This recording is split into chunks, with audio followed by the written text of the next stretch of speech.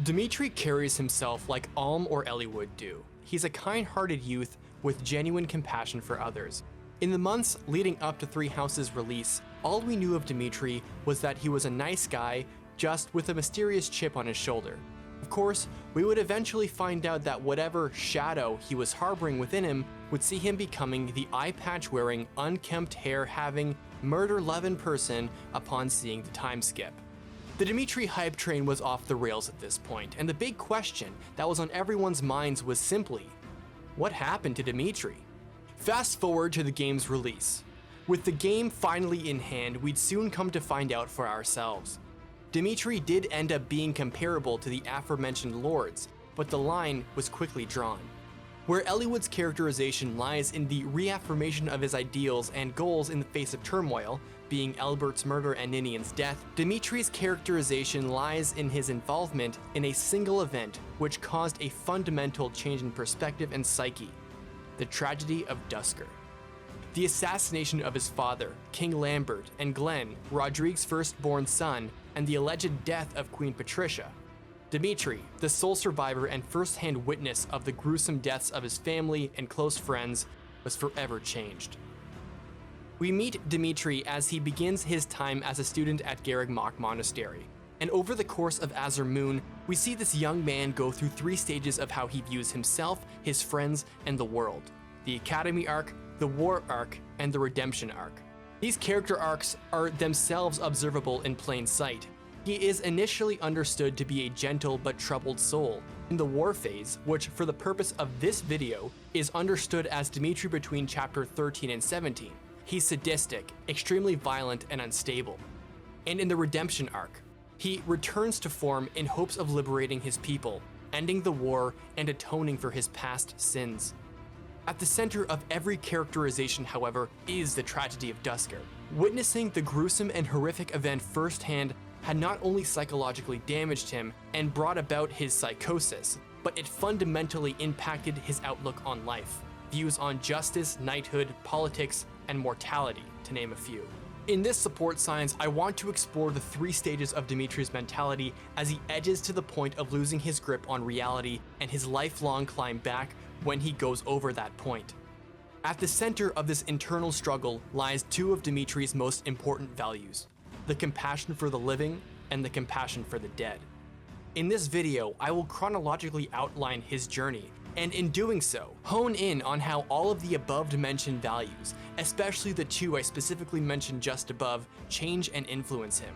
Through a critical analysis of the Tragedy of Duscur, Edelgard's betrayal, and Cornelia's tyranny, into his isolation in Garreg Mach, I will explore how he goes from a kind-hearted and compassionate teenager into a man so beaten down, psychologically destroyed, and isolated so as to be unrecognizable. Then I will examine how, when confronted by his peers and those he loves, Dimitri's morality once again transforms to lead him back to a path towards redemption. It is popular to say, even in-game, that Dimitri's journey returns him to normal, end quote. But I disagree. I argue that Dimitri was never normal from the start. Rather, his journey is one that takes him from a man hounded by his conscience to serve the dead to a man, though he cannot control it, is willing to confront reality, the good and bad, for what it is. Academy Dimitri. In the Academy phase, his biggest personality traits on display is his destructive selflessness and his harsh scrutiny of his own character. He's chilled to the bone by his actions in the Western Rebellion and fully embraces Felix's brutal criticism of him and also affirms it to be true. He has a tendency to jump to the worst conclusions about himself. With Mercedes, he constantly apologizes that he's too much of a burden to her since he can't learn to sew. He apologizes to Annette and takes personal responsibility for Gilbert being distant from her life. Coupled with this tendency, he is also incredibly humble. He encourages Ashe to treat him as not the heir of Faerghast, but as a friend. He even praises him because Ashe doesn't have a dark side, where Dimitri knows he does. Furthermore, this humbleness and self-awareness plays into his political outlook in a complex way. He saw firsthand that nobility and chivalry can look terribly ugly when he saw Glenn get murdered. While he understands that the untold truth of knighthood can be unceremonious and horrifying, his ideals are nonetheless naive. He wants to find peace with others. He has certain aspirations to follow the footsteps of Lambert and become a man who is a role model, an exemplary knight, and a lord in Rodrigue. Yet juxtaposed to this is his desire to destroy those who caused the tragedy. But I wouldn't pin his kindness to others as an attempt to mask or minimize his true feelings. The complexity derives from the fact that these two sides are both his true feelings. His consistent desire to make others happy and comfortable with him is a result from his understanding of his self-scrutiny. He is incredibly humble despite his high-ranking position because he is fully aware of how awful he can be. But it's complicated, isn't it? He has a manic desire for revenge, and that runs antithetical to the ideals he upholds. For Dimitri, balancing between classical Fire Emblem Lord idealism and his singular goal of revenge in the Academy to begin with is a contradictory position to take. With this understanding of Academy Dimitri in mind, let's shift focus into the Tragedy of Duscur itself. Dimitri's mental issues, the motivation of his revenge, and really what surrounds his characterization and that of his companions is this monumental moment for Faerghast and Faudlin. But before getting into the mental health problems that arose for Dimitri, I feel a disclaimer is necessary. There is a legitimate criticism to be had of Dimitri's writing that he does not properly represent real-life mental health issues, and I'm sure there are those who would deem it perhaps distasteful or off-putting to quote-unquote diagnose Dimitri with one as if he were a true representation of an individual suffering psychosis. However, I am using psychosis to give us clarity on the narrative and what we can learn about this character. Psychosis helps us understand Dimitri, but Dimitri does not necessarily help us understand psychosis. This video assumes that the homicidal tendencies of Dimitri are done for the sake of narrative tension and are not meant to be in line with, or a commentary on, the reality of people who go through psychotic episodes, and it is imperative that we make that distinction because it is easy to be persuaded that violence and psychosis go hand in hand, when often they do not. We are examining Dimitri's mentality to draw attention to how his traumatic experience influenced his view of reality and how his madness in the war phase is merely the end of a clearly degrading mental state. He doesn't flip psychosis. He doesn't flip off psychosis. It is the logical end to his trauma. Dimitri is psychotic, but he isn't a psychopath. A very quick definition of both provides the difference. The terms psychotic and psychopath are used a lot in popular culture, sometimes interchangeably, but they refer to two different mental health problems, both of them serious. If someone is psychotic or has what doctors call psychosis, their mind is losing its grip on reality. A psychopath is someone who isn't able to feel for others and may act in reckless and antisocial ways. Within the context of Dimitri's mental issues, it's clear that he falls in the psychotic camp. He is convinced that he can hear the cries of the dead and must tirelessly work to appease and avenge them. While it's true that the above definition could explain why war phase Dimitri behaves the way he does, it is not because he is suddenly a psychopath, but more on that observation later. Origins of Insanity, the Tragedy of Duscur. Witnessing the Tragedy of Duscur firsthand is the source of his pain. The event that categorically and fundamentally changed his life and ultimately caused the psychosis that plagues him when the game begins. But what's more important to understand isn't where his psychosis comes from, it's how his psychosis, and by extension, the tragedy, affects his way of life. The Tragedy of Duscur isn't just an event that alone affected Dimitri. It actually affected the lives of his comrades, Felix, Rodrigue, Annette, Gilbert, Ingrid, Dedu, and many others were profoundly affected by it. But for several major players, namely Dimitri's adversaries and other groups, it was a personal, political, and anti-theocratic power play. In the events leading up to the tragedy, which occurred in the year 1176, several kingdom nobles, most notably Viscount Clyman and likely other Western Kingdom nobles, felt that Lambert was too reckless and unfit to rule as king. Clyman, before the tragedy, only had a small house in the west. When he was promised power if he conspired with Cornelia and those who slither in the dark to assassinate the king, Clyman participated. In the same year, the kingdom swiftly retaliated against Duscur and subjugated the country. Climate, being a key player in that subjugation, was given the country to rule in its annexation, meaning Clymen's gambit against the kingdom succeeded, and instead of a measly one fief, they have an entire country. But it wasn't just Clymen that conspired against Lambert, it was multiple nobles from western Faerghast as well. Gaspar, Ro, Gideon, and Matthias are the western territories suspected of being the location for where the rebellion against the kingdom took place. 2 years after this event, 1178, Dimitri, alongside Felix and Dedu, served as a distinguished commander in the suppression of a Western Kingdom rebellion. It is here when the 16-year-old Dimitri violently and sadistically killed his enemies for the first time. Shut up, and stop walking around on your hind legs. You're not fooling me. I cannot fathom why you seem to hate me so. Because I know what you really are. A beast, craving blood. A beast craving blood, am I? I assume you're speaking of the events 2 years ago, last time we met outside the academy? I am. The way you suppressed that rebellion, it was ruthless slaughter, and you loved every second. I remember the way you killed your victims, how you watched them suffer. And your face, that expression, all the world's evil packed into it. That was our first battle. I remember it vividly. Oh, something wrong? Go ahead and deny it, you wild boar. I deny nothing, Felix. Well then. I suppose the Dimitri I once knew died during that slaughter in Duscur, along with my brother. Perhaps you're right.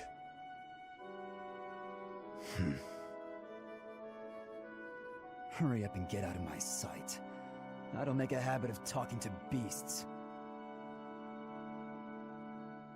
This is from Dimitri and Felix's C support. It's usually the first time we hear of Dimitri's sadistic side. Dimitri denies nothing and fully accepts Felix's accusation. This brings up several questions that at least I had in my first playthrough of Azure Moon. Why isn't Dimitri always violent? Why is it here he goes berserk and not, say, against Lonato's army or Miklon's gang? How does Dimitri hide his depraved and sadistic side? And if he's hiding it, how does he do it so well? Academy Dimitri we know so far seems like a pretty pleasant guy. So what's the deal? Is Dimitri as depraved as Felix and himself both think he is? The answer is yes. And no. Like I mentioned just before that exchange, the rebellion suppression was against Western nobles who were rumored to have conspired against Lambert. Dimitri's depravity is revealed because he is fighting those who he believes are responsible for the tragedy. He doesn't have that much to go off of, but he knows that the Duscurians themselves aren't responsible for killing Lambert, but they were scapegoated. And the culprits within the kingdom territory lie here. Dimitri believes that by killing his enemies here, he is doing his work to avenge his murdered family, who demand body after body in the name of revenge. Next, consider the times before the war phase where his sadism reveals itself. Remire Village, the chaotic and depraved imagery of villagers murdering one another, with those who slither in the dark observing from afar. It triggers Dimitri into reliving the tragedy once more, and he is unable to suppress his desire to deliver the brutal vengeance on those who decapitated his father. They charge in without any plan whatsoever. Beasts, all of them. The experiment is over. Kill them.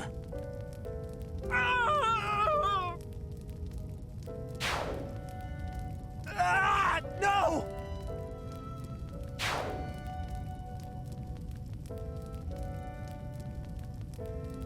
I will cut you to shreds! The next instance is against Solon, where Dimitri swears to avenge his supposedly trapped professor with no chance to see them again. The unmasking of the Flame Emperor, and the realization that Edelgard, the only family Dimitri had left besides Rufus, had not only betrayed him, but had been implicated in the tragedy as well, and consequently had been deceiving him this entire time. Dimitri isn't always violent, and he doesn't necessarily struggle to hide his violent urges either on any given day. In the Academy phase, I don't believe he hides it. He's able to suppress his sadism because, well, he genuinely is someone who would rather settle things peacefully. But when it comes to the subject of vengeance, and dispatching that vengeance in an equivalent manner to how his family was killed, the psychosis overwhelms him, and there's nothing to be done to rein it in. He must try to appease the voices that claw at him to not let their deaths be in vain. Dimitri denies nothing to Felix because the fact is, Dimitri acknowledges his depravity as being real, just as much as his sanity is also real. Dimitri is not the only one affected by this tragedy though. Like I said, Rodrigue lost his son, Felix lost his brother, and Ingrid lost her fiancé. But they don't swear vengeance against those responsible, and are certainly not obsessed with revenge as Dimitri is. A massive part of Felix's characterization is his unwillingness to dwell on his brother's murder and to keep fighting on. Ingrid copes by remembering Glenn as a heroic knight. Rodrigue must bury his desire for justice because he needs to run his own kingdom and care for his own family. Yet Dimitri copes by seeking revenge. But there is more nuance behind his motivation than revenge in its simplest form. In order for us to even begin dissecting his own motivations, a much deeper emotional understanding of Dimitri is needed, past what the Academy phase and the C and B supports can provide. The compassion spectrum. If you were to put Dimitri's compassion on a spectrum and label the left side as for the living and the right side as for the dead, Academy Dimitri would place in the middle. He very much cares about those around him and has a questionable sense of self-preservation.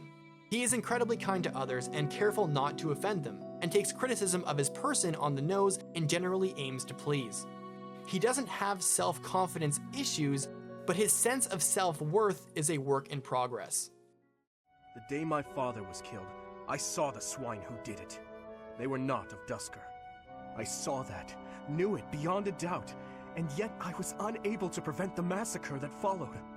Nor could I clear away the dishonor of regicide that has unjustly clung to you and your people. I will not rest until I make up for that. I owe you, just as I owe the spirits of those I let die. I do consider Faerghast to be abhorrent, but you are an exception. You offered me your hand, and pulled me out from an abyss of suffering and death. You say that I saved you, but do you know that you also saved me that day? If I had been unable to save anyone, I would have been the sole survivor. I would have had no reason to keep living, but I saved someone, saved you. That and that alone has always been my crutch. When I stood before those soldiers and their swords that day, I was prepared to die. But then, you suddenly appeared, and you shielded me. Here we see that Dimitri is willing to risk his own body for a complete stranger he's never met before for a mental reprieve from the tragedy of Duscur. Dimitri saved Dedu in 1176, likely shortly after the tragedy occurred in the first place. This action is a far cry from the sadism displayed in the rebellion that occurred 2 years afterwards. For the living, he'll throw his body on the line as a sacrifice for others. For the dead who have no control, he must serve them justice posthumously, by doing to the criminals what they did to those they killed. This way of life for the young prince was seared into him upon hearing Lambert's last words.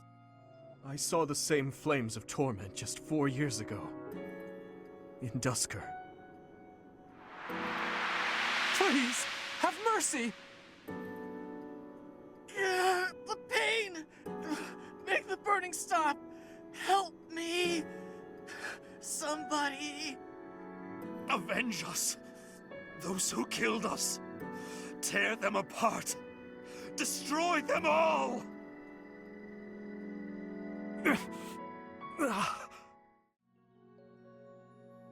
At first glance, it seems rather obvious. Dimitri must avenge the dead because Lambert explicitly told him to. But would you believe me if I told you that Lambert never actually said this? Despite Dimitri claiming he vividly remembers every moment of that event, He is an unreliable narrator. Every instance of Lambert's mention outside of Dimitri's own ones describes Lambert as a noble and kind man who doesn't seem to wish harm on anyone, displaying the same sense of compassion towards everyone as the present Dimitri displays towards his friends. Secondly, Dimitri describes the ghosts and voices of Lambert, Glenn, and Patricia as unrelenting spirits who push Dimitri more and more to avenge them, no matter what he does, no matter how many bodies he piles up.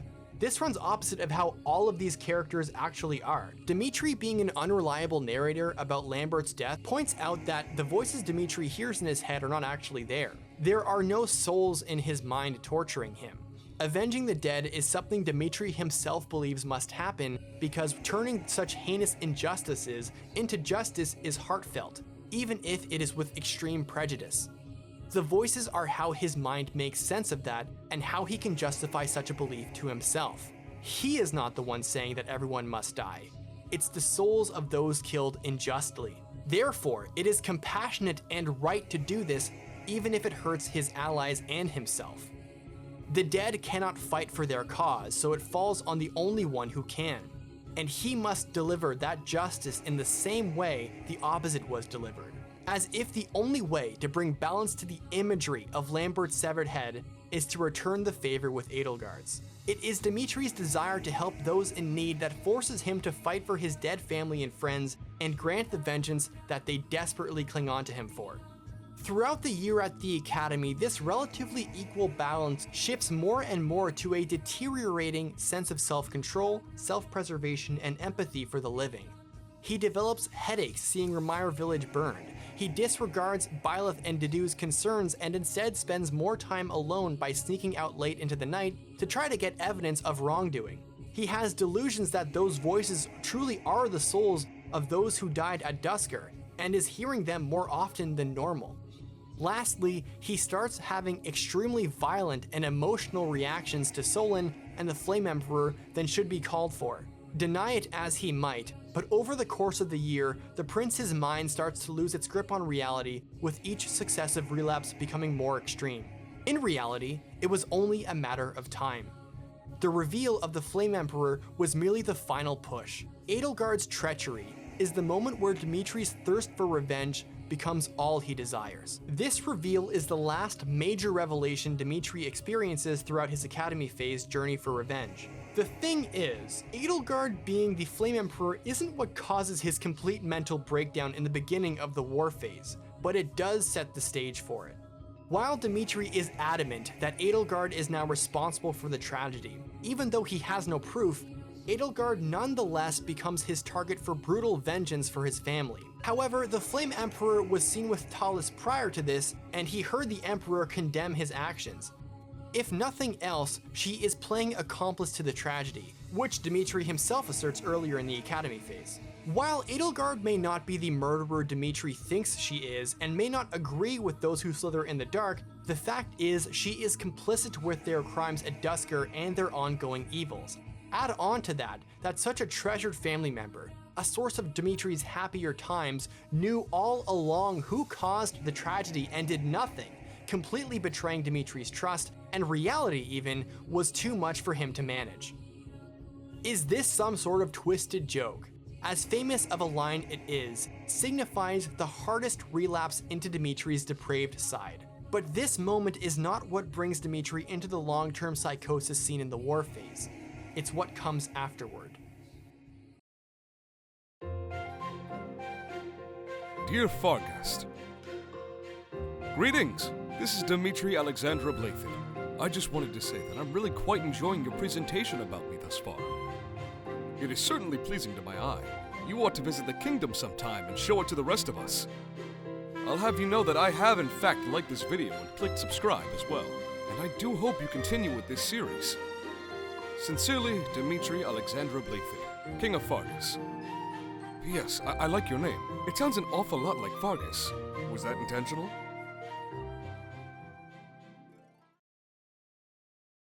War Phase, Part 1.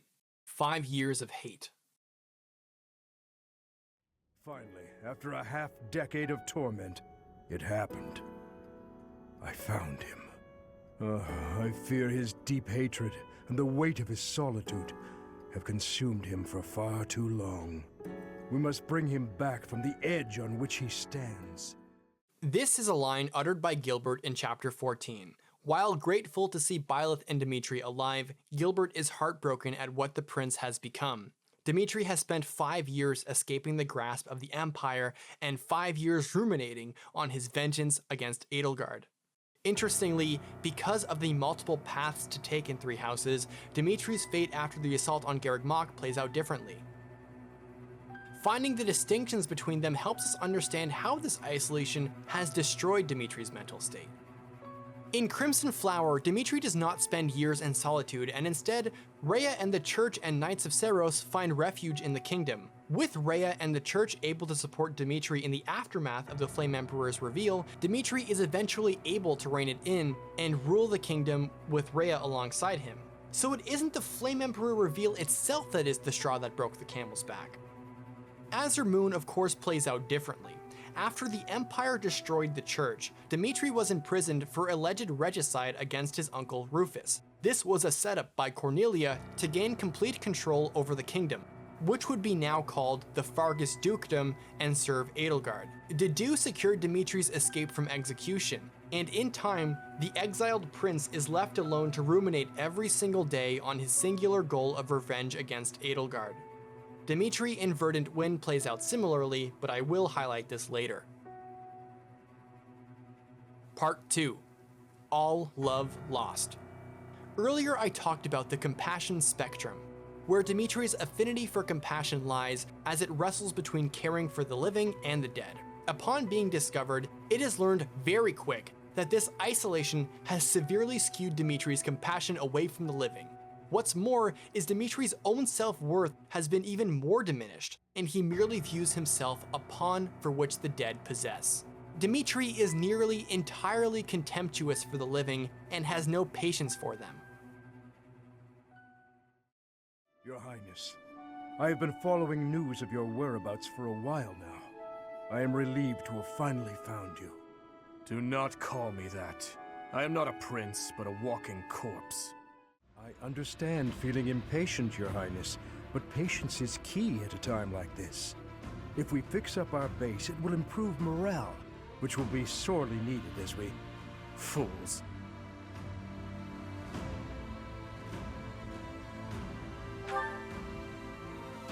Stay out of this. Please, calm yourself, Your Highness. We are not your enemies. My enemies say the same. What happened to him?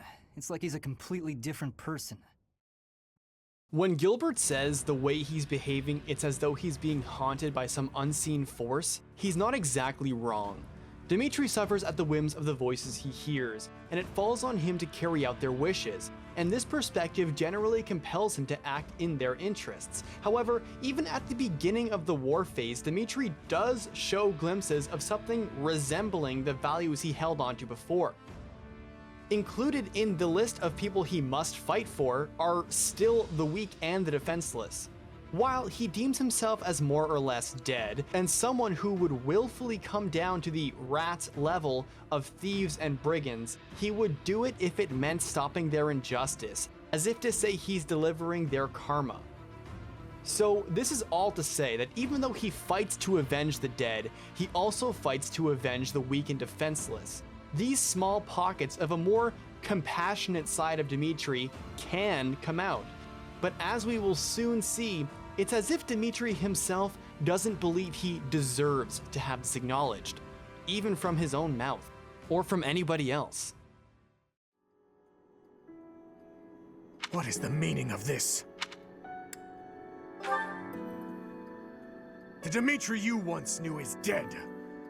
All that remains is the repulsive, blood-stained monster you see before you. If you do not approve of what I have become, then kill me. If you insist that you cannot, then I will continue to use you and your friends until the flesh falls from your bones. Notice how Dimitri deems his allies as mere tools to further his family's goals. Also that he treats himself as merely a vessel to carry out the wishes of the dead. Dimitri doesn't hate the living, he has cold indifference for them. A one-eyed demon. So it's you. You're the one who's been going around killing the Imperial troops. What is it to you? You bastard! Life is worthless to you, isn't it? You took the words from my mouth, General. The only thing that matters is to appease the dead, to listen and to always remember Lambert, Glenn, Patricia, and even Dedue's cries for vengeance against Edelgard and the Empire. It's not like that, Glenn. I swear it. Any love I once had for my stepsister has been tossed aside. Only hatred remains. If I could tear that woman to shreds right this very moment, I would! I don't care if she's the Emperor. It's no different than killing anyone else. So I beg you, all of you, do not worry about my resolve. Please, Father, and you too, Stepmother, do not gaze at me with that look in your eyes. I will bring you her head soon, and when I do, you may finally rest in peace. I know it. Yes, I know it. We should make haste and prepare to move out at once. I must kill her as soon as possible.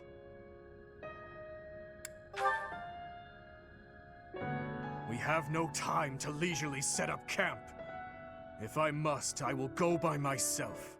This perspective not only causes him to behave in incredibly brazen acts of endangerment and destruction, but to engage in unreasonably partisan philosophical arguments about the value of life, death, the living, and the dead.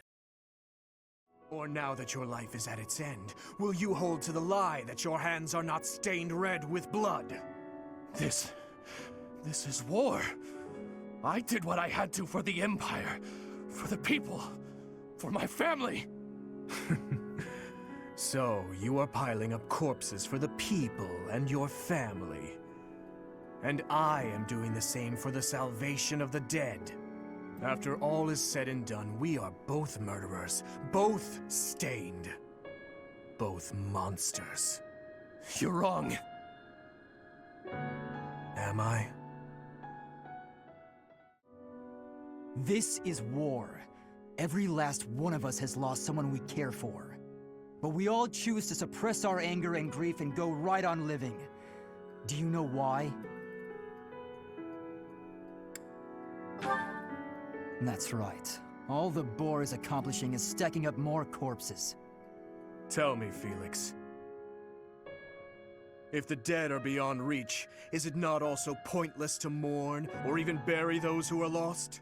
Dimitri clashes with Randolph and Felix. Randolph believes his cause is noble because he is fighting for the Empire and the future of his loved ones. And because Dimitri is so depraved, he must be the enemy of humanity. Dimitri's counterpoint is that he disregards the living and does the exact same thing as Randolph is doing, except it's for the dead. They're both blood-stained monsters. On one hand, Randolph is right. Dimitri is an enemy to humanity because Dimitri hardly has any humanity left for anyone or anything. Felix's claim that they are not in it for Dimitri's sake conveys that Dimitri's apathetic, self-destructive behavior is quite visibly a threat to their own lives. Not just in that Dimitri outright tells Byleth that he will use them and the others until he gets what he wants, even if they die in the process, but his wild and unpredictable behavior will have dire consequences to their mission as a whole. Analyzing how the others in this army try to understand, tolerate, and reach out to Dimitri is fascinating. It is as Felix tells Byleth. Not everyone on Dimitri's side is here fighting for the sake of their lost king or country. Many side with the church, like the knights and the church members, of course. Others, like Lysithea, are opposed to the Empire and have interests that happen to line up with that of Dimitri's, but need to tolerate his crazy antics because they simply don't have a choice. However, there are just a handful of individuals directly important to Dimitri's growth who will confront him out of love for who he was and guilt for what he has become. These characters share a deep relationship with him. It is their actions and responses to his ways which will eventually steer him back to the right path. Part 3. Allies. Let's talk about Byleth. While Byleth takes the reins of the army and the role of acting archbishop for the church, they are also asked to watch over Dimitri and to prevent him from going too far. While Byleth is not known for insightful commentary, Dimitri does show more dependence on his former professor than on others. He doesn't immediately throw Byleth out when they return to Garreg Mach and find him in the monastery. He also yells out to the professor to get down when Randolph changes his AI during their fight against him, indicating that unreasonable disgust for Byleth and their friends isn't 100% genuine, and instead, his humanity is not entirely vanished forever. While Dimitri may make threats to Byleth and be very reluctant to speaking with them, the valuable relationship they built at the academy phase still exists deep within him. Dimitri's humanity in this arc will be explored later. However, if I might offer some criticism in the analysis here, this is about as far as they get in helping get through to the Lord. Due to their lack of commentary or defined personality as an avatar, there is not much they do to confront Dimitri meaningfully. Often it's a simple, "you should calm down" or "keep a hold of yourself," which, yeah, telling that to the man who wants revenge against the people who murdered his family and ruined his life and has spent 5 years in isolation waiting for his opportunity is not very helpful. This would not really be a problem if the narrative did not play off Byleth as the key reason why Dimitri finally goes after redemption, but it heavily relies on their relationship with him in the academy phase to carry it. Really, if you thought about it, someone like Dedu or Felix could have been the one present at the "your hands are warm" scene, and it still would work, if not work more. But I have digressed long enough. Byleth does at least talk with Dimitri and guides him from certain death during gameplay. Gilbert. In the war phase, Gilbert takes the role of Dimitri's strategist and guardian due to Dedu's absence. These two already have a strong connection dating back to even Dimitri's birth. Gilbert's knowledge of the world around him, informing Dimitri and Byleth to see Rodrigue, providing the choice between taking back Faerghast or taking on Enbar, and generally being the mastermind to think of what comes next. His knowledge of the world around him and his personal philosophy challenges Dimitri in a few ways. Gilbert presses Dimitri to return to Faerghast to liberate the kingdom from Cornelia's tyranny and the Empire's oppression. He is also one of the few characters in the game who isn't afraid to discuss sensitive philosophical issues. If you believe the legends, this valley is evidence of the goddess's judgment, passed on humanity for its corruption. The forest that once covered the surrounding area was burnt to ash by a pillar of light that descended from the heavens. That legend fueled belief in a place of torment between our world and the next, where one's sins are purified in the cleansing flames. Nonsense. Sins are not so easily washed away. Indeed, and there are no accounts of such a place in Scripture. Yet those who cannot face their own sins have no choice but to cling to the idea. I wouldn't call Gilbert helpless in the struggle to get Dimitri back, but he needs to rely on Byleth and by extension Rodrigue because he's straight up completely busy trying to string together strategies for upcoming battles. Later in the video, we will talk about the support chain because it is incredibly important. Where Byleth, Gilbert, and even Felix share a close relationship to the prince, they are all limited in how capable they are to fix Dimitri. Byleth is relentlessly ineffective. Gilbert is busy orchestrating the war effort, and Felix is too aggressively partisan in their arguments for either of them to break through to each other, or concede any point of each other, and is unwilling to show empathy to his face. But Felix's father, Rodrigue, shares an especially close and unique relationship. The history behind these two go way back. Rodrigue was Lambert's best friend, from growing up in the Officers' Academy together to becoming a trusted confidant during Lambert's various political campaigns. When Lambert was killed, the responsibility for Dimitri's upbringing lay largely onto him. Before Lambert had even left for Duscur, Rodrigue promised him that should anything happen to him, where Lambert would no longer be around and Dimitri started to go down the wrong path, Rodrigue would be the one to set him straight. Needless to say, Rodrigue is incredibly important to Dimitri's life growing up and certainly taught him the value of chivalry, knighthood, and leadership, as he himself is a model example of what a regal man of Faerghast should be. Pardon my rudeness. I meant Lord Rodrigue.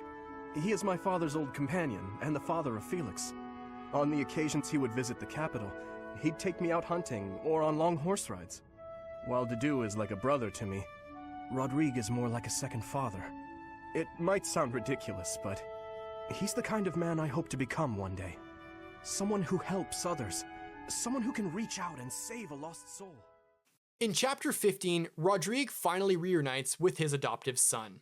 After a pleasant exchange, things quickly get aggressive between the two. Rodrigue believes it is best for them to free Faerghast and put an end to Cornelia's tyranny, while Dimitri believes it'd be a waste of time and they should pursue Edelgard and they must go to Anbar instead.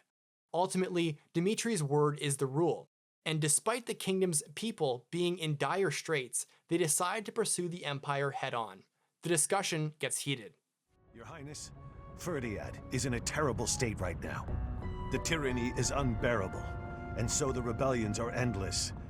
Refugees starve to death in the streets.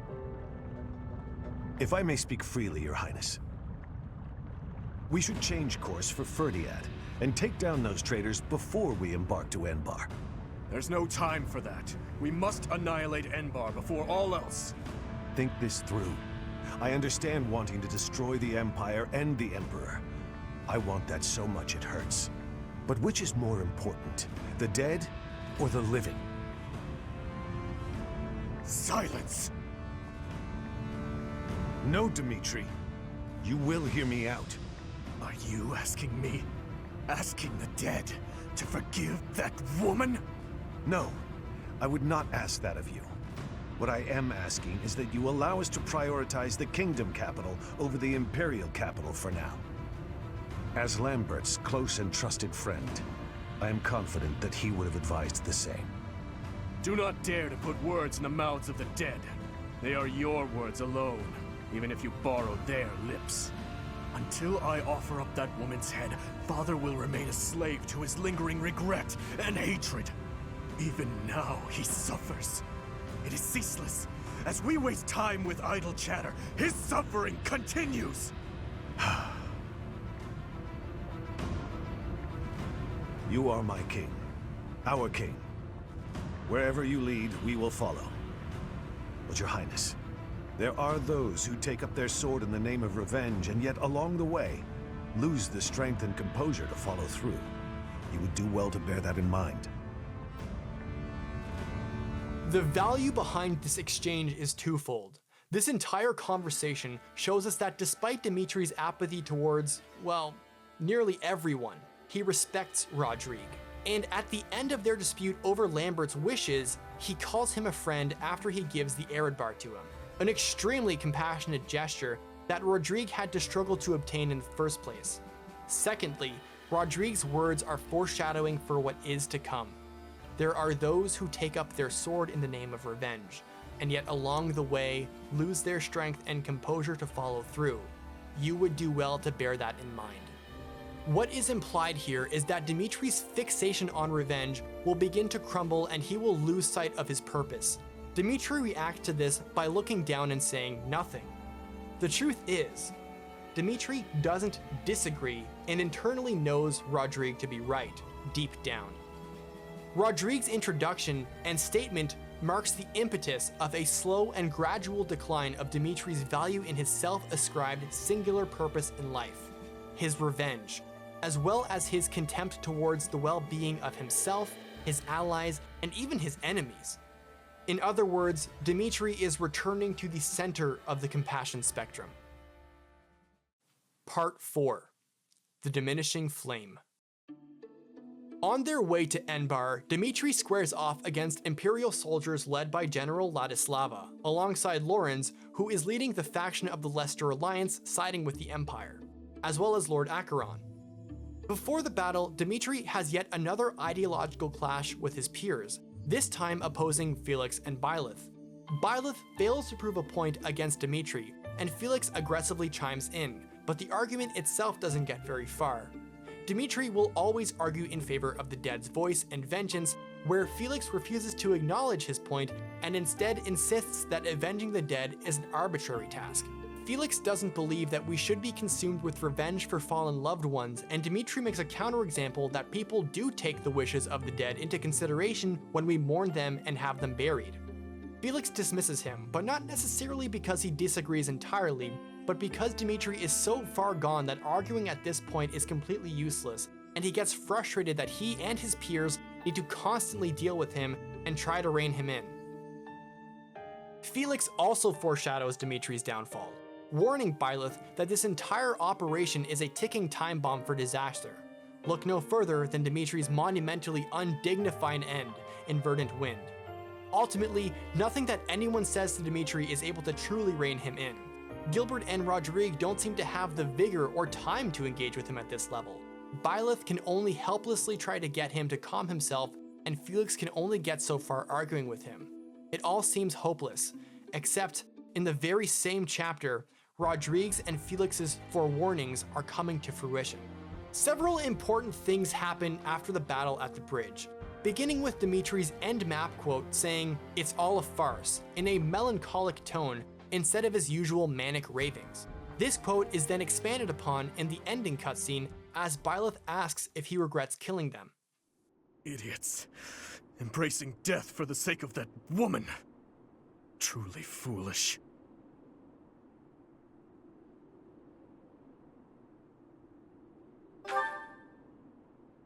I don't know.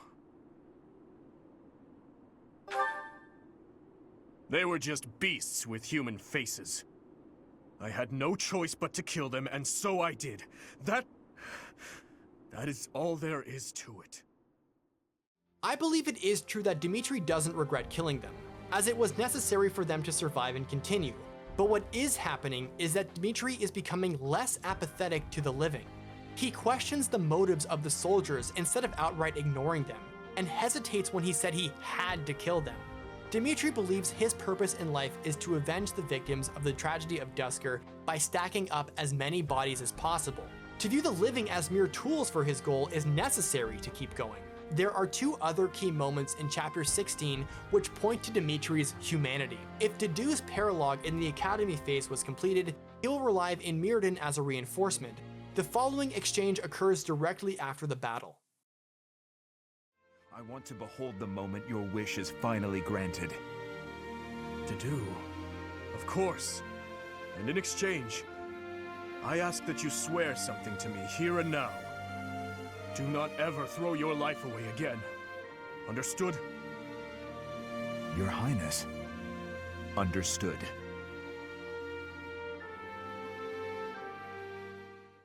Even though Dedue's appearance is technically optional, this exchange once again appeals to Dimitri's humanity. For the first time, Dimitri outright tells someone else that his life is valuable and meaningful to him. Dedue, in contrast to nearly everyone else, is, to his own admittance, worth protecting and preserving. This gesture of brotherly love shows us that Dimitri's contempt is not as infallible as he makes it seem. It is also contradictory to how Dimitri wishes to exist in a world as reprehensible as he believes it to be. If he views himself and everyone as mere tools for the fallen's revenge, he should not feel any sense of self-preservation or preservation of those around him. But Dedue represents so much more than just a friend. Dedue, you say that I saved you, but do you know that you also saved me that day? If I had been unable to save anyone, I would have been the sole survivor. I would have had no reason to keep living. But I saved someone. Saved you. That and that alone has always been my crutch. Listen, Dedue, perhaps you consider me to be someone special, but I think the same of you. You are irreplaceable, cherished. So stop saying that we cannot be friends. Stop saying such awful things. If Rodrigue is Dimitri's non-biological father, Dedue is his non-biological brother. The influence of his second family has no doubt rescued Dimitri from his despair in the past, and their influence is starting to pull him from his insanity once more. Part 5. A Father's Hope. Now, before I talk about Rodrigue's death and the Fleisch cutscene, I should preface that I'm not a terribly huge fan of the execution behind it. What I instead want to focus on is the impact of what Rodrigue's death has, despite the contrived scenarios the writers created. After Dimitri defeats Edelgard on Gronder Field, she retreats and Dimitri wants to chase after her. But in the midst of their argument, Fleisch, the maiden who believes he killed her brother, Randolph, appears from the bushes and attacks him with a knife. After Fleisch delivers the first stab, Dimitri could have easily parried and killed Fleisch himself. This would not be the first time Dimitri has been injured, but for some reason, Dimitri decides to allow Fleisch to continue injuring him until Rodrigue steps in, takes a lethal blow from Fleisch, and Byleth then kills her. It's unlikely that Dimitri was so injured that he could not have moved after that first strike. Dimitri is canonically superhumanly strong, and needless to say, well, gets up immediately afterward like nothing happened. So, what happened here? Why did he just sit there and take it? Your Highness, are you safe? Please tell me it wasn't in vain. This punishment, it was mine to bear. Dimitri does not fear death. It is a fate he has long thought he deserved. For Fleisch, who is fueled by revenge for her fallen brother, this vengeance would serve as the equalizer. With this punishment, he would join his father, instead of constantly being subject to his beck and call. Dimitri's infallible iron will has been dwindling away since Rodrigue joined him in Aelel. His warning back then has come to fruition, and it's come down to this. But Rodrigue wasn't giving up on Dimitri, nor was he going to let his best friend down. Dimitri initially treats his death as a sacrifice to him, and in this perspective starts to panic if Rodrigue will join the ranks of the dead who will stalk him. Rodrigue, however, is still alive, and his dying words are from his mouth alone. Your Highness, you have one thing terribly wrong. None of them, none of us, died for you. I'm dying for what I believe in, just as they did. Your life is your own. It belongs to no other, living or dead. Live for what you believe in. Dimitri, my boy, you really do look just like His Majesty. Lambert, Dimitri, Glenn, none of them died so that Dimitri might live. They died for what they believed in. More importantly for Dimitri to understand, however, is that they lived for what they believed in. Their life was their own. Above all else, Dimitri must let go of the clinging voices of the dead and put himself first. Rodrigue's death is so impactful that Dimitri starts to have an existential crisis. Let us hearken back to when Geralt was killed. I don't believe it's a sign of strength to just keep moving forward no matter what. Taking the time to grieve for those we've lost, there's strength in that too. That's what I think anyway. That said, it's also important to remember that no matter how sad you are, eventually your tears will dry up. That's when you have to figure out what it is you're living for. Then you can cling to that with all your might and start moving forward again.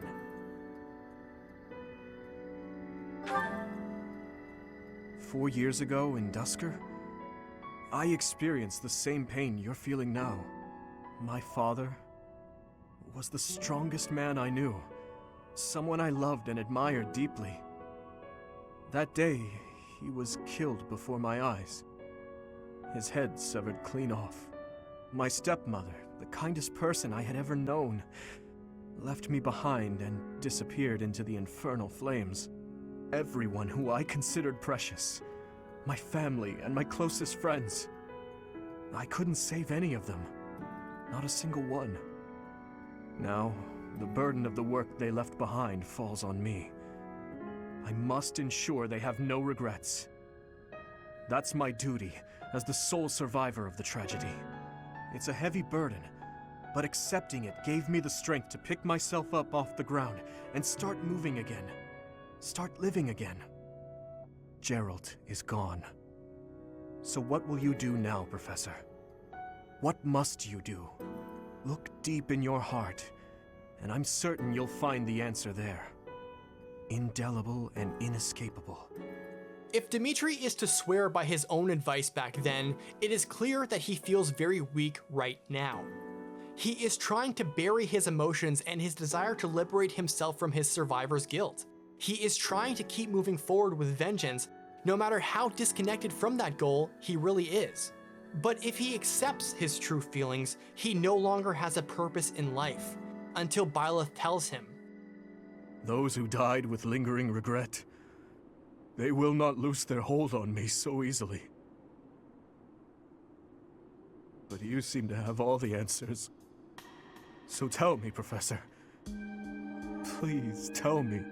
How do I silence their desperate pleas? How do I save them? Ever since that day 9 years ago, I have lived only to avenge the fallen. Even my time at the Officers' Academy was also that I could secure my revenge and clear away the regret of the dead.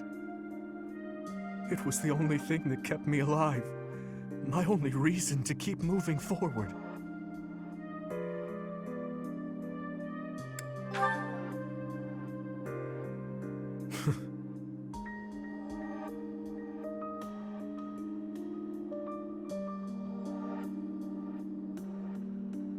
But then who or what should I live for? What I believe in. Rodrigue said the same thing. But is it possible? I am a murderous monster. My hands are stained red. Could one such as I truly hope for such a life? As the sole survivor of that day, do I have the right to live for myself?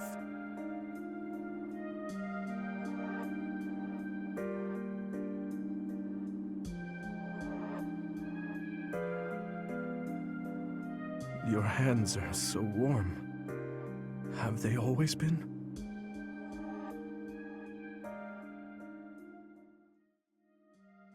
Live for what you believe in. The exact words demanded by Rodrigue before his passing. Upon hearing these words uttered by Byleth again, Dimitri realizes what he must do next. Redemption Phase, Part 1, The Chosen Way. With his stone wall built from contempt, apathy, and revenge smashed to pieces from the death of a father's final words and the final blow dealt from his old professor, Dimitri finally yields to the humanity buried deep within him. As his allies deliberate on their next move, the prince emerges. I know that no amount of regret can ever bring back the lives we have lost. I know that well. It is like patching up a tear with a different material. Things can never be as they were. The best I can hope for is to make things whole again. I wish to do the right thing from now on. That is why I have made a decision. I intend to take back the kingdom capital. I wish to save our people. Those who I turned my back on for far too long. To follow my heart and do the right thing. That is the only way I can atone for my sins. My life is my own. It belongs to no one else, and it is high time that I started living for what I believe in. I will no longer allow the voices of the dead to bind me. This is something that I must do. No, something that I am choosing to do. I will accomplish my aim, even if it means risking my life to do so. These words uttered by Dimitri brings Rodrigue's words in full circle. Dimitri's manic obsession with revenge was never purely his own. Deep down, buried, he wanted to save his people. He wanted to protect the weak and defenseless like he had always done. But his guilt, the voices, and the psychological damage done from the tragedy, seeing Lambert's head ripped clean off, it grabbed hold of that compassion, twisted it into something horrible, and pulled it far from where it ought to be. Part 2. Renewed, not returned. We often believe, and often are told by the characters themselves, that Dimitri went back to normal. However, in understanding who Dimitri is at his core, I argue that that is not the case. The prince from the Academy days bent on revenge and the prince who is trying to atone for his cruelty are not the same. Dimitri is not suddenly cured of his psychosis either. His survivor's guilt, even the voices are still there. The boar still resides within him as well. Consider Dimitri's tone against Cornelia. The preparations are all in place. Time to meet my old master. Ready the Titaness in the streets. Let's give them a welcome to remember. Advance! Smash that traitor Cornelia and reclaim the capital! I will not lose. I swear it by the blood in my veins. His violent tendencies still remain. They do not manifest themselves in grotesque depravity, but it is incorrect to suggest that he's 100% cured of his mental illness. But wait, if he has neither returned to normal or truly separated himself from his violent side, what has Dimitri become, really? What even is normal for this man? Everyone is saying His Highness is back to his old self, but I do not think that is accurate. What he was until recently is what he had been for as long as I've known him. So tortured by his compassion for the fallen that it had driven him mad. He has always been too kind to be king. He has always felt too much for the weak and the dead. That is exactly why I look up to him. Dimitri in the Academy phase was a young and compassionate prince fueled by vengeance and hatred against those responsible for the tragedy. Despite his charismatic and happy demeanor, a depraved manifestation of his compassion would lay dormant until those feelings would overcome him. Dimitri in the first half of the war phase was a contemptuous and depraved person whose compassion was tightly gripped by the voices of the fallen, leaving next to nothing for those fighting alongside him. He had no time or patience to care for the living. It was all postulating to him. Dimitri now is a compassionate prince awaiting his coronation, who decided that he will fight for the well-being and freedom of those who are weak and vulnerable, who will atone for his actions and honor the dead in a productive way, to fight to preserve his life and that of others, instead of going on brazenly destructive rampages at the cost of his own life. And last but not least, with a renewed heart and mind, how would Dimitri think of Edelgard now? That said, I must point out that if we make for Faerghast, the Emperor's head will slip further out of reach. Can you live with that? I still hold hatred in my heart for her, and for the ones responsible for the tragedy. That I will carry with me until death. Talus, Solon, and Kronya were in service to Edelgard's future. The Death Knight answered to her, and she nonetheless assisted Cornelia into turning the kingdom into a dukedom that trampled upon the freedoms of his people. She may not have been directly responsible for the Remire calamity or the tragedy, but she is undeniably an accomplice. But because Dimitri's people chose to accept him as their king, despite him turning his backs on them, having to kill his own soldiers, and Dimitri believing himself irredeemable for his past deeds, his people accepted him as their savior. There is much to do, but it is all critical work if we hope to stand a chance against the Empire.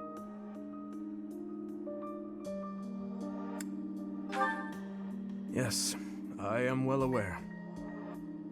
I believe we have spoken of this before. Everyone has something they simply cannot accept. As for Edelgard, I am certain she will never be able to accept the Church of Seiros. I believe that is why she seeks to destroy it. She is looking to revolutionize the world, in her mind, for the better. But even if she manages to birth a new world, it would be at the cost of... I wish to end this war through acceptance, not annihilation. Just as my people accepted me, I wish dearly to accept her. But I fear...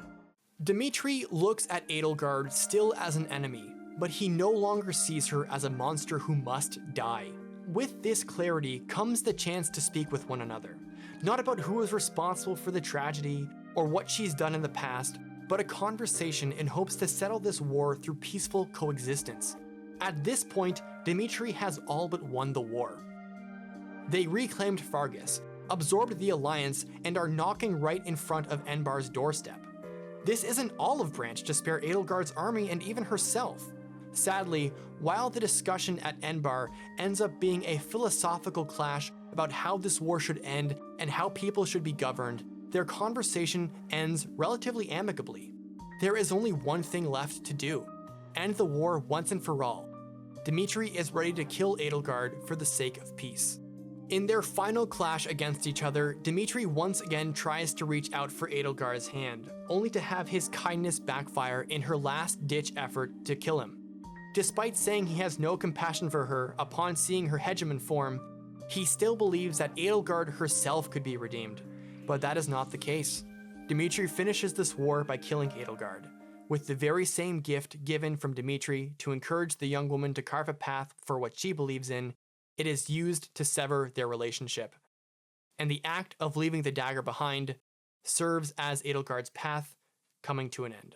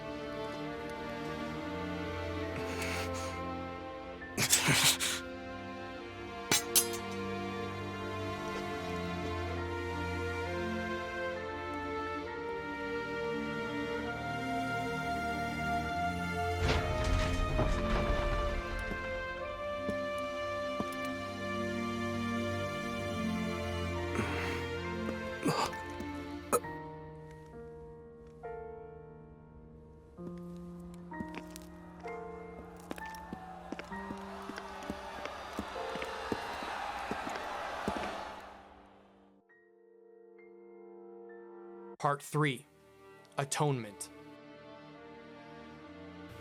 What the story shows is redeemed Dimitri at his absolute best, shouldering the burden of restoring a rotten kingdom, leading the war effort, and taking initiative in beginning to atone for what he's done.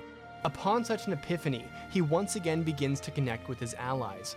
He comes off so much more mentally stronger that not even Cornelia's taunts as she lay dying, calling him pitiable and weak, can get to him. Not even learning that Patricia may have conspired against his father to leave him is enough to cause him to relapse back into a manic state. Yes, he is visibly, emotionally hurt by what he was told, but he keeps fighting. He's already hit rock bottom. And while it's a cliche, he can only go up from here. Even comparing Dimitri from Crimson Flower, this Dimitri is more compassionate to Edelgard to the point of reaching out to her and wanting to accept her. That's pretty remarkable. He chooses to focus on the living, his kingdom, and himself. And if I were to look at the compassion spectrum again, I'd say he has surpassed the equilibrium he managed to maintain in his younger days. While he constantly looks forward to the future as king in the main campaign, he is chronically reflecting and dwelling on his past sins. On one hand, he claims to have released himself of the demands of the fallen, yet on the other, he is still marred by them, because redemption is a process, and he's only just started it. From abandoning his country and people in their time of need for 5 years, to unmercifully murdering his enemies and becoming a target of vengeance himself, Dimitri deems himself unforgivable. If it wasn't for you, I'm sure things wouldn't be looking so promising. So... Come now, no need to exaggerate. Do not forget that I abandoned them and fled once as well. You had no choice. If you had remained in the capital, you would have been killed. If you keep thinking so dark and gloomy, you're gonna end up looking just like Father. Annette, You probably do not realize, but over those 5 years, I took many lives. I slaughtered generals and officials alike with brutality you would scarcely think a human was capable of. And as I have intensified my fight with the Empire, how many people have fallen in the capital? My hands are already dripping with blood. I cannot be forgiven. You really are a lot more like father than I am. You're a kind soul, Mercedes. I think you're kind too, Dimitri. Sometimes to a fault. Kind? Me? No, not at all. I am just a killer. A disgusting monster. But why do you kill? For the sake of your loved ones? Those who have passed? Real monsters kill for selfish reasons. They're incapable of expressing sorrow when they kill. So please, don't call yourself a monster. Mercedes, I am scared. So scared that I will forget their faces. The people who have died. Who I have killed. I cannot let myself forget them. I know that, and yet... Whatever my feelings, it is all the act of a monster. Sometimes you have an animal's face, contorted with anger and bloodlust. At other times, a man's with a friendly smile. Which is your true face? Do not waste your breath on questions with such obvious answers. They are both the real me. My father, my friends, Glenn. They all meant a great deal to me. And they were all brutally slaughtered. I alone survived. If I do not shoulder the anguish and regret they must have felt, who will? He may claim that his life is his own now, but such guilt does not just wash away. The difference is he now has the mind to look back at what he's done with shame instead of contempt. In the face of so much guilt and self-loathing on this road to redemption, Dimitri is faced with two options. Is this the goddess's way of telling me to make something of myself? There are so many others who are much more deserving of life. I often think the same of myself, especially after battles where many lives were lost. But I must go on living. I cannot give in to death so readily. It is my duty to atone for my sins, and to pay for the lives I've taken. I suppose that must be why the goddess allows me to live on. Is there a reason she allows me to live? Only you can know that. But I believe there is a reason. Everyone says that I need to cheer up. But you may be the first person to tell me not to. Your life must also be difficult for you to understand my position. So it is. I often feel I am not strong enough to live it. For Dimitri to continue to live, he must remember what he's done and force himself to persevere. But in remembering the boundless guilt and shame he must atone for, another option always looms like a shadow. Death. Dimitri's relationship with the dead, after all of this analysis, I believe is adequately explained. However, his own mortality has only been explored once. Dimitri was prepared to be killed by Fleisch. He treated it like a punishment which he deserved. Throughout his manic desire for revenge, Dimitri's self-loathing and self-destruction contributed to his belief that death will come for him, regardless if he accomplishes his goal or not. And in the Fleisch scene, he merely accepted it. Now, however, death presents an alternative value, an easy out to atonement. Dimitri battles with thoughts of suicide. This is no more apparent than in his support chain with Gilbert, another character on a journey of atonement, constantly feeling overwhelmed by his own guilt and shame. Their B support begins with Gilbert requesting that Dimitri take less risks on the battlefield in fear that he may be killed. Dimitri appreciates his discretion, but refutes that he's good for nothing but war and that this is his way of contributing to their victory. But hearing this upsets Gilbert. It reminds him that Dimitri is a spitting image of Lambert. Both would rather dive headfirst into battle on the front lines, but the comparison reminds him of his failure to protect him, and in that failure, it's changed Dimitri too much. You grow more like him with each day's passing, and in you, I am reminded of my failure and my duty to him. I do not wish to speak of that matter. As I said before, I feel no resentment toward you. Even so, you have changed since that fateful day, Your Highness. Perhaps too much.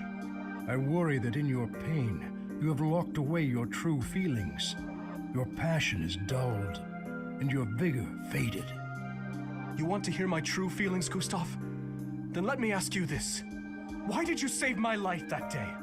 Why did you not allow me to die along with the others? If you truly wish to atone for your sins, then take my life, here and now! You would ask me to perform the unthinkable. You are the future of Faerghast. Your kingdom needs you alive. That I was able to save you is my only sense of salvation. Your Highness, I repeat myself. Consider the value of your own life. If you continue risking all, be it on the battlefield or by issuing mad orders such as this, I will be forced to save you from yourself. I see. So, you will continue to protect and serve me, will you? In that case, when I assume the throne, I will order you to work for me in the kingdom. Your Highness, no, please. My father would be happy to see such a day. Perhaps I will ask you to instruct me further in the ways of battle, when that time comes. If I wish to atone for my sins, I must take your life? Deception has never been your strong suit, Dimitri. Or do you think I cannot see? You must know I would take my own life before I let anyone harm you. This comment by Gilbert provokes Dimitri to demand him to take his life. In Dimitri's mind, this would allow Gilbert to atone for his sin of leaving Dimitri to bear so much weight from being the sole survivor of the tragedy. Despite he himself being the one who saved him from certain death that day, it is an ultimatum. It is a startling request, but Dimitri isn't lying or playing around. He's dead serious. But the act of Gilbert atoning in this way serves another purpose. It's to allow for Dimitri himself to finally be at peace. Dimitri wants an assisted suicide, and he wants his longtime friend to kill him. Your demand that I take your life was sincere, no matter how you might pretend otherwise. How astute of you. So, you think you can see right through me, do you? I watched over you from the day you were born, and that is why it pains me so to do this. It is like taking the life of my own son. I am sorry to burden you with this, but you have my gratitude. Now, make it quick. Yes.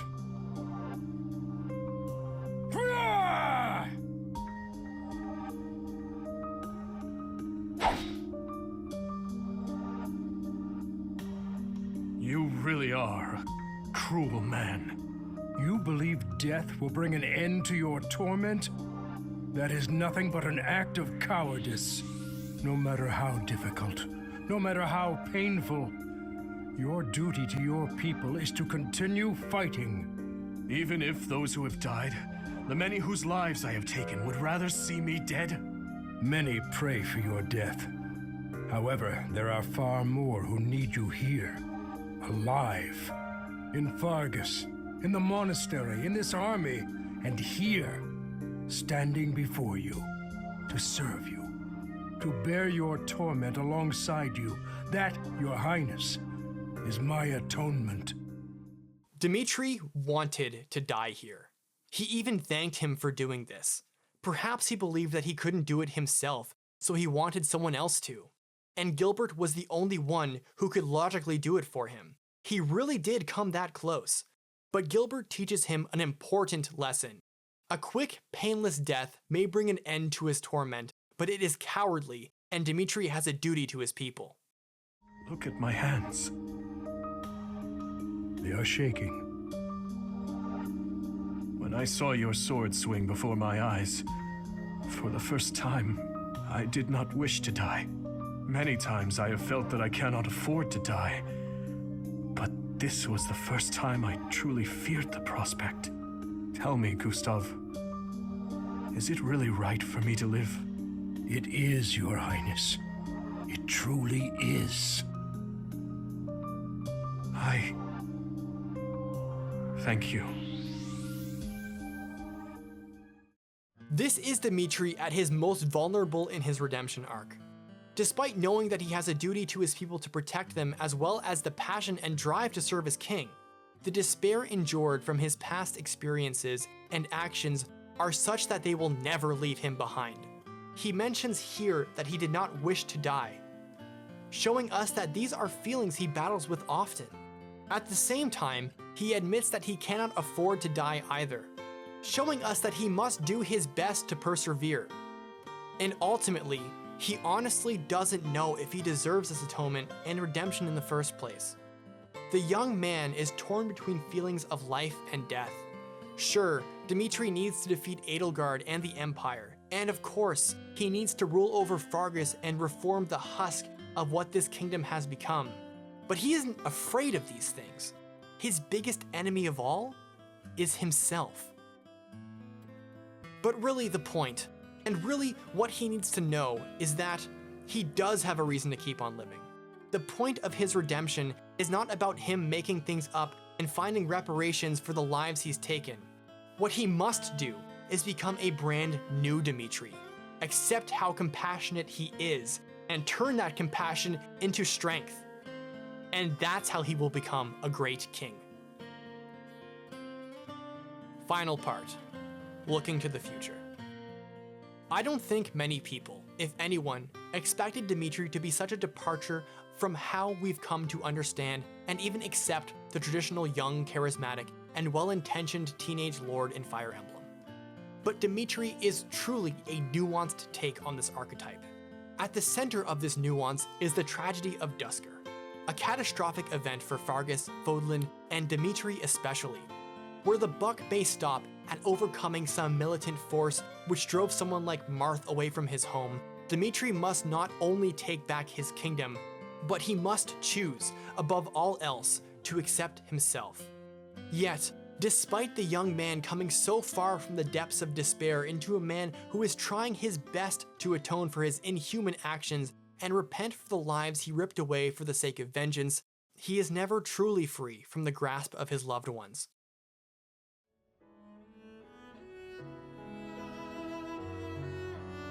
It is a lovely night, is it not?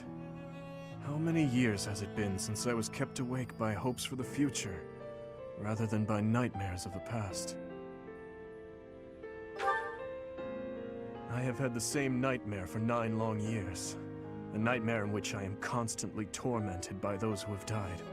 They ask me why I have not avenged them, why I got to live, yet they had to die. No matter how many corpses I piled up for them, in the end, their voices only grew louder. Voices loathing me, calling out to me. Their inescapable death cries ringing in my ears, clinging to my soul. Even now, I can always hear them. I am certain I will be hearing them until the day I die. But I will not cover my ears.